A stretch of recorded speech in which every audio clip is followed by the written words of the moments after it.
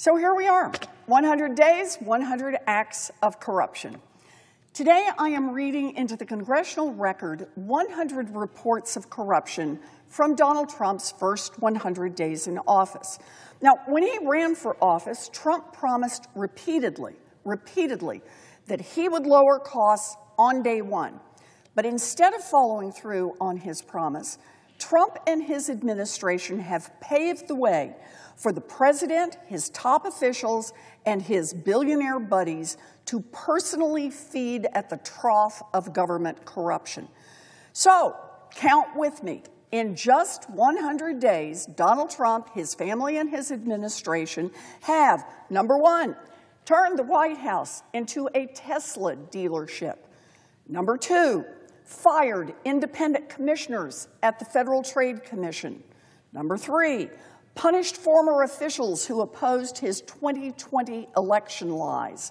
Number four, paid for the White House Easter egg roll by soliciting corporate sponsors who have business pending before the government. Number five, helped Trump's son set up a club, pay $5,000 for access to Trump's cabinet. Number six, declare that there would be no tariff exceptions, then permit Apple's CEO behind-the-scenes access, and poof, iPhone tariffs were cut.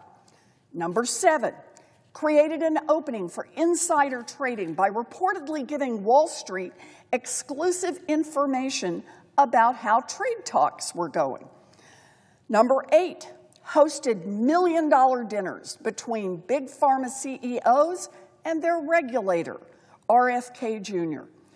Launched crypto, number nine, launched crypto meme coin right before the inauguration to make millions of dollars, then increase the value of those coins by signing executive orders making crypto a priority. Number 10, launched a meme coin for Melania, too.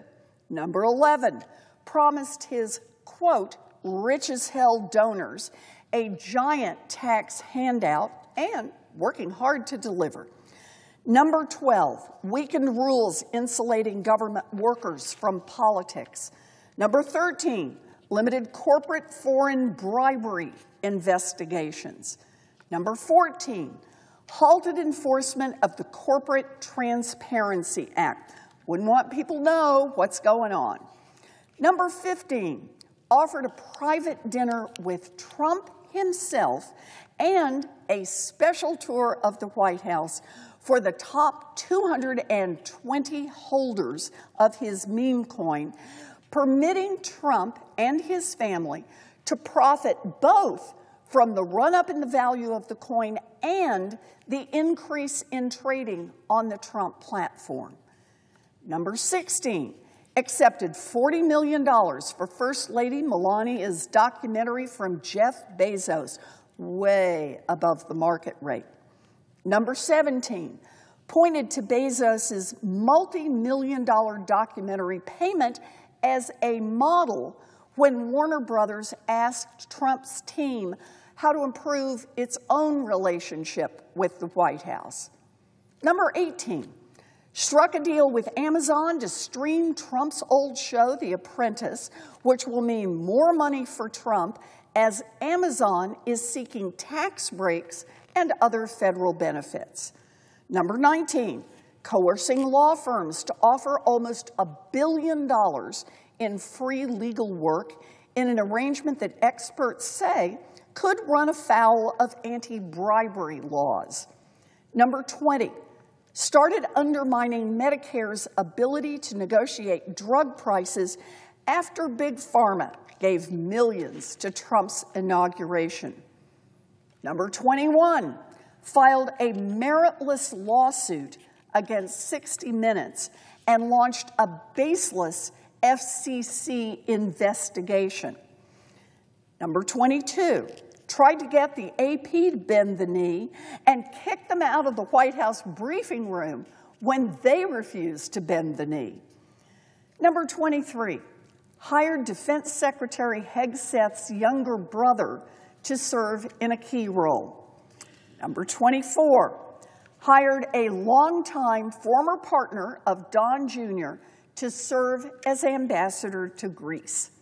Number 25, nominated Jared Kushner's father-in-law to serve as ambassador to France. Number 26, selected Tiffany Trump's father-in-law to serve as an advisor.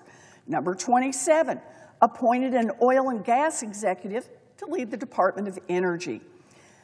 Number 28, selected a chief of staff who was a big-time lobbyist for clients like tobacco and mining companies. Number 29, named officials who had recently lobbied for oil and chemical giants to help write EPA rules. What could possibly go wrong? Number 30, appointed Mehmet Oz, who has close ties to Medicare Advantage insurers, in fact, sold it on TV, to lead CMS to set payment rates and otherwise help out who? Medicare Advantage insurers. Number 31, appointed John Phelan, a major donor with no military or government experience, to lead the Navy and hand out Navy construction contracts. Number 32, appointed Pam Bondi, a former lobbyist for a federal detention contractor, to lead the DOJ. Number 33, announced that the DOJ would stop prioritizing enforcement of restrictions on foreign lobbyists under the leadership of Bondi, who herself is a former foreign lobbyist for Qatar. Number 34, appointed Howard Lutnick, who has billions invested in companies accused of illegally facilitating crypto money laundering, as the guy to lead the Commerce Department. Number 35, appointed Marty McCary, the former executive of a company selling weight loss drugs, to lead the FDA, which would be the agency that would regulate his company. Number 36, appointed Sean Duffy, who lobbied for the airline industry to be the transportation secretary to regulate the airline industry. Number 37, tapped Pete Hegseth, whose wife owns stock in large defense contractors, to lead the Defense Department and help hound out those defense contracts. Number 38, tapped Doug Burgum, who made money from leasing land to big oil, to lead the Interior Department and manage the leasing to oil companies. Number 39, nominated a big oil lobbyist to run the Bureau of Ocean Energy Management. Number 40, nominated as IRS head Billy Long, an aggressive salesman for a fraud-riddled tax credit who received donations after being nominated so he could clear out old campaign debts. Number 41, tapped Paul Atkins, a former crypto lobbyist, to lead the SEC that will regulate crypto. Number 42, appointed a former tax lobbyist to lead tax policy. Number 43, appointed Robert F. Kennedy Jr., who planned to get paid for anti-vax lawsuits while he was heading up HHS and could affect the outcome of exactly those same lawsuits. Number 44, appointed a top Pentagon official who led a firm investing in defense contractors and has directed DOD to outsource as much as possible to defense contractors. Number 45, appointed someone who lobbied to privatize Medicare to lead OMB's health care budget. Number 46, installed Steve Daines to effectively lead Doge while also leading another Musk company. Number 47, installed another Doge leader to control Treasury's payment system while still holding down his day job, as a software CEO. Number 48, handed power over crypto policy to a White House crypto czar who who leads a venture capital firm that heavily invests in crypto. Number 49, selected a border czar who led a firm that got tens of millions of dollars of federal contracts for Homeland Security companies. Number 50, appointed Treasury Secretary Bessent, who is gutting the IRS so that it can't audit rich tax cheats because he himself is a tax-dodging mega-millionaire. Number 51, pardoned Rod Blagojevich, the former Illinois governor convicted for corruption after his vocal support for Trump. Number 52, pardoned January 6th insurrectionists who tried to overturn an election that Trump lost. Number 53, pardoned a Trump loyalist found guilty of wire fraud. Number 54, pardoned the son of a longtime Republican donor. Number 55, pardoned a corporation that had been fined $100 million for money laundering. Number 56, launched his own stablecoin while preparing to sign legislation that will help stablecoin and let Donald Trump oversee it. Number 57, sold merch with presidential branding. Number 58, disbanded DOJ's crypto unit after business talks between Binance and a Trump-backed crypto company ramped up. Number 59, halted SEC enforcement actions against crypto companies that enriched Trump personally. Number 60, met with crypto executives who are asking Treasury to back off of oversight of their companies, all while simultaneously exploring a deal to list a Trump-linked crypto company's new stablecoin. Number 61, maintain financial ties between Trump officials and Trump's media company. That includes FBI Director Kash Patel, who was given a huge award of Trump media company stock. Number 62, nominated Attorney General Bondi, who owned $2 million in DJT shares. Number 63, paid the Education Secretary almost $1 million in Trump media company shares. Number 64, Intelligence Board nominees who have millions in Trump media company shares. Number 65, selected a special envoy to the Middle East who wants to develop real estate in Gaza while running his own real estate firm, while he is special envoy to the Middle East.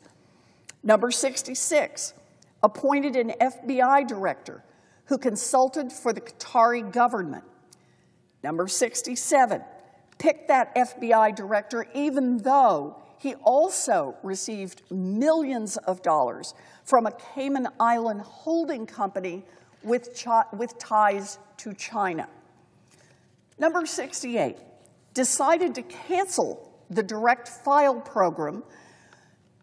The cancellation of this program that lets taxpayers file their taxes online for free will help the bottom line of Intuit, which charges people for filing their taxes and that gave $1 million to Trump's inauguration.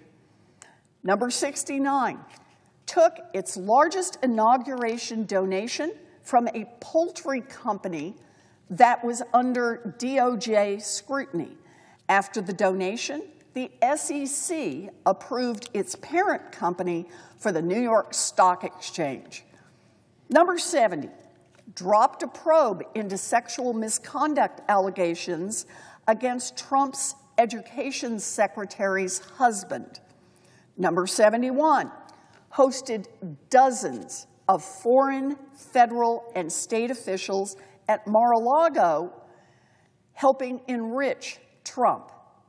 Number 72, hosted a GOP retreat at another one of Trump's resorts, for which Trump's resorts gets paid. Number 73, circumvented the normal contracting process to pick a company with close ties to Trump's former campaign manager. Number 74, awarded a $30 million ICE contract to Trump insider Peter Thiel. Number 75, continued developing new Trump properties overseas, including in Saudi Arabia and the UAE. Number 76, hatched a plan for the State Department to pay Tesla $400 million. Number 77, accepted a $4 million inauguration donation from a GOP megadonor and then nominated him as UK ambassador on the same day. Did anyone miss the message here? And Donald Trump took actions so that he could advance the personal interests of his co-president, Elon Musk. How? Well, he fired EEOC leaders that were investigating and suing Tesla. He illegally fired the NLRB chair, which had filed a complaint against SpaceX, one of Musk's companies. He gutted the CFPB staff and fired the director after they investigated complaints against Musk's companies. Gutted the Department of Labor office investigating Tesla and SpaceX. Fired the USAID Inspector General who launched a probe into satellite terminals made by Musk's Starlink. Number 83, targeted the National Highway Traffic Safety Administration staff who were reportedly, quote, a thorn in Tesla's side. That's enough to fire him.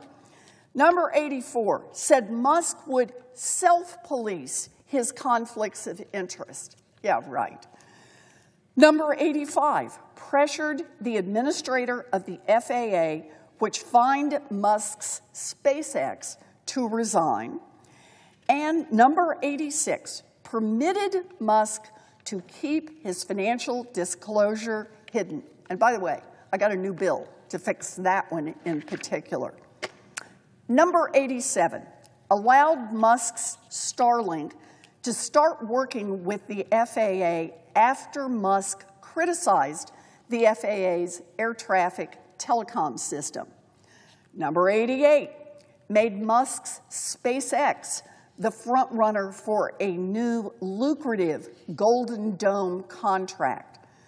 Number 89, stood by Musk when his ex-executives told an advertising firm to increase ad revenue, threatening that Musk could interfere with their pending merger if they didn't play along.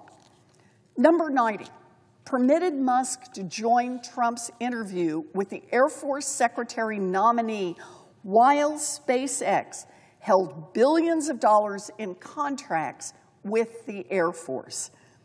Number 91, permitted the National Transportation Safety Board to share news related to the airplane crashes in Washington and Philadelphia only on Musk-owned X. Number 92, permitted the Social Security Administration to share important public communication only on X.